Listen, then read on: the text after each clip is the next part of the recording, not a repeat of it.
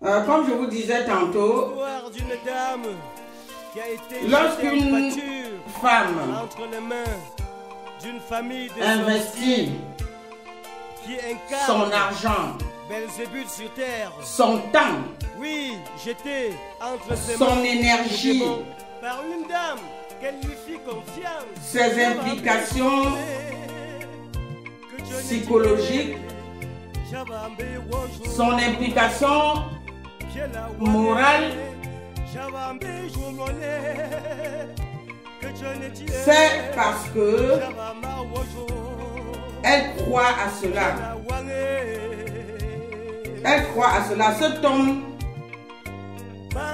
m'a laissé croire que non seulement nous pouvions nous marier, il est allé jusqu'à me laisser croire que nous pouvions aussi fonder une famille. Une famille. C'est un imposteur, il est là, il occupe frauduleusement la place qui aurait dû être réservée à un époux digne de ce nom-là. Donc il occupe frauduleusement avec des tissus de mensonges la place qu'aurait dû occuper quelqu'un d'autre, quelqu'un qui s'engage en connaissance de cause, qui s'engage en connaissance des responsabilités qui lui attendent, qui s'engage pour aller jusqu'au bout de son engagement. Mais cet imposteur a tout caché sur lui. Il a tout caché sur sa personne. Et le mensonge lui est fait prendre l'avion avec l'épouse qui venait de la passer la bague au doigt. Le mensonge lui est fait prendre l'avion. Le mensonge. Et ce tissu de mensonge, il ne pourra rien obtenir de bon. Il ne pourra, je dis bien, rien obtenir de bon pour m'avoir estorqué autant d'argent, pour m'avoir fait autant de mal. Autant de mal.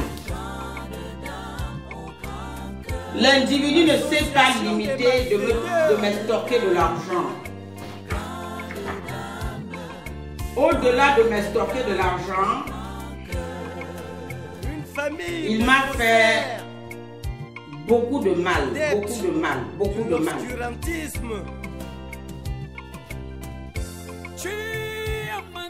Il m'a embobiné dans ses mensonges, il m'a surtout marabouté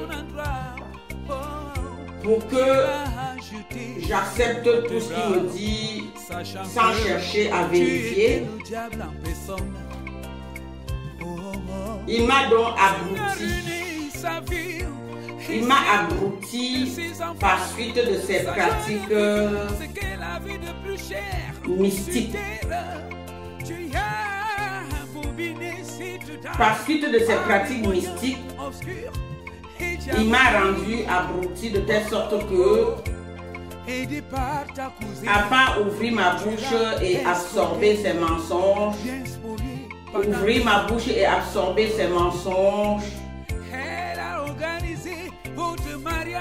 je ne pouvais rien dire d'autre. C'est comme si j'étais même incapable de l'interroger sur certaines choses. ou quand bien même je l'interrogeais, et en tant qu'un manipulateur, un fabulateur, il ne me fournissait que des réponses qui allaient m'arranger. Dans ce continent tant convoité par ta famille. Il me fournissait des réponses allant dans le sens de mes attentes. Et c'est comme ça que cette énorme manipulation a duré 8 années. 8 années de manipulation intense. Et tu lui fis le coup fatal. Jusqu'à ce que plus tard, lorsque je m'en rends même compte, c'est parce que lui-même est venu effectivement dans les parois génitales se dénoncer de par cette brave femme, son comportement comme jadis. Lui-même est venu se dénoncer lorsqu'il est revenu et à l'issue d'un autre mensonge de plus, à savoir, il vient à mon anniversaire pour que nous nous réconcilions puisqu'on était déjà séparés. Le couple n'allait pas bien, trop de mensonges. Comment peut-on vivre avec quelqu'un qui ouvre sa bouche que pour vous mentir? Le mensonge, il est constitué du mensonge. Il est constitué de la tête jusqu'à ses orteils de mensonge. Donc j'ai beau supporter le moment où nous étions séparés géographiquement.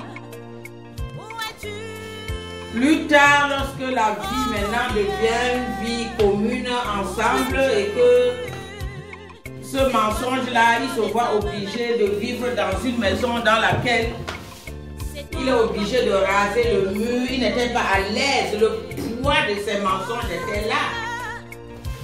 Il était culpabilisé par ces énormes mensonges. Énormes. Mais comme si c'était plus fort que lui, il restait dans cette situation qui le culpabilisait, mais ne faisait rien pour s'en défaire de cela. Au contraire, lorsque je vous dis qu'il est revenu 8 ans après, et m'a une fois de plus baratiné pour une éventuelle réconciliation, puisqu'il savait que j'étais toujours tenu à lui pour ce mariage pour lequel j'avais malheureusement tout sacrifié. J'avais malheureusement tout sacrifié dans le cadre de ce mariage. Chacun de nous n'a-t-il pas pour la richesse la plus immonde, la richesse la plus énorme, la richesse la plus précieuse, la santé? Chacun de nous a pour richesse la plus précieuse la santé, alors que cependant, dans le cadre de ce mariage, j'avais tout sacrifié, y compris ma santé, voyez-vous, y compris ma santé. Donc, étant consciente de tout cela, lorsqu'il m'a fait la proposition de se réconcilier, je ne pouvais que dire oui. J'ai accepté. C'était encore un autre piège. Il venait comme ça terminer l'éclat de... Ça dit m'exterminer. Il venait sonner l'éclat de ma mort là. Il venait me tuer comme il m'avait serré le cou un jour en me disant: je vais te tuer à bout portant. Je vais te tuer à bout portant. Cet individu sortant de ténèbres venait me tuer et vraiment pour qu'on n'en parle plus. Bon, il n'a pas pu me tuer avec son sida. Il n'a pas pu me tuer avec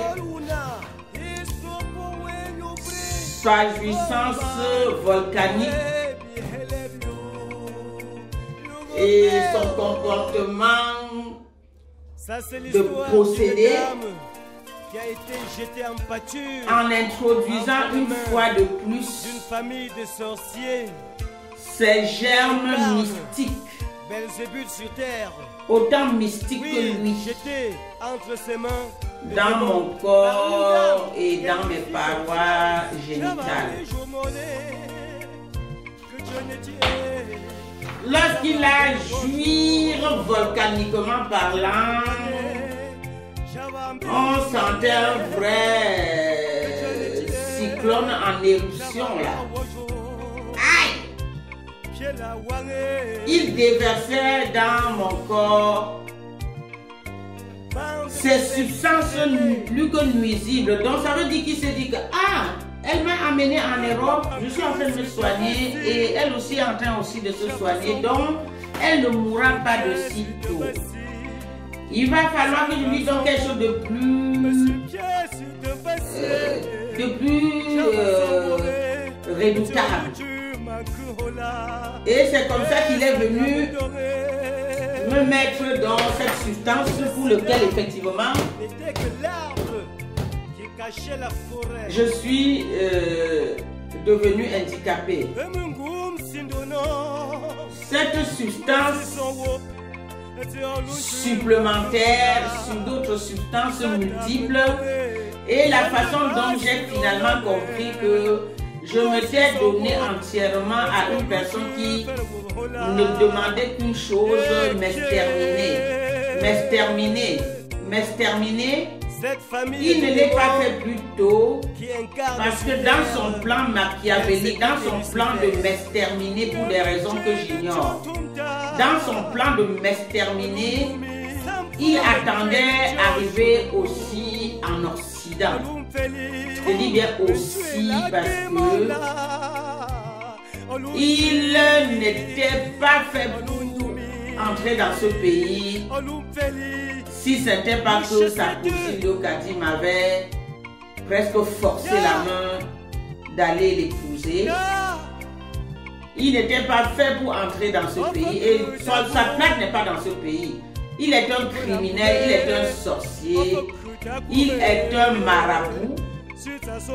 Et même si je lui ai amené dans ce pays, ça fait déjà plus de 18 ans, en réalité, sa place n'est pas faite pour vivre en Occident.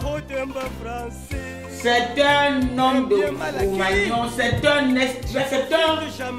un serpent qui est fait pour vivre plutôt dans la forêt, là où est effectivement la place adéquate pour des serpents comme lui, parce qu'il a des totems de serpents en lui.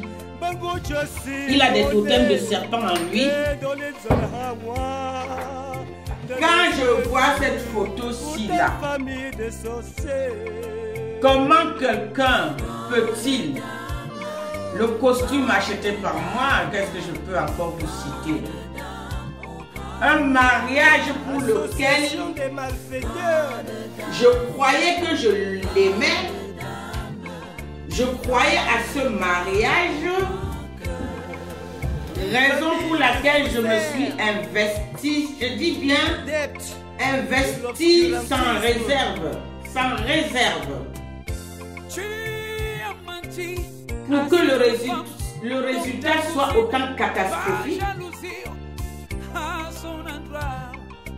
Donc les sorciers sont dans tous les coins de la rue là-bas au Cameroun alors.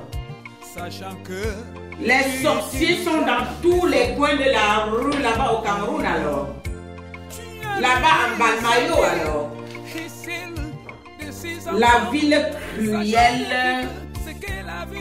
La ville cruelle et vraiment ignoble. Balmayo, la ville cruelle et ignoble. Donc, le sorcier est en Europe d'après lui, mais il est en Europe frauduleusement dans la mesure où il a brisé une vie, il a brisé un cœur. Il n'est pas là parce qu'il a mérité. Je vous reviens. Je vous reviens.